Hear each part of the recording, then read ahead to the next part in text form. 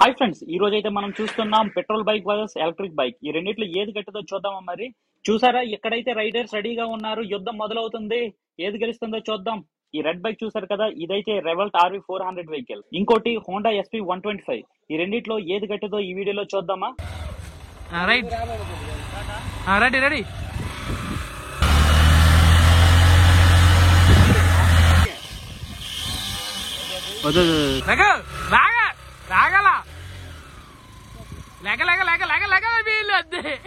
లాగలేకపోతుంది బండి.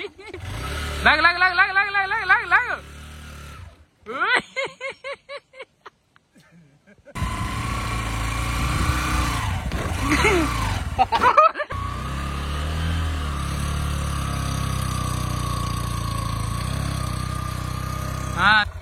ఓకే లాగు లాగండి అద్దరు.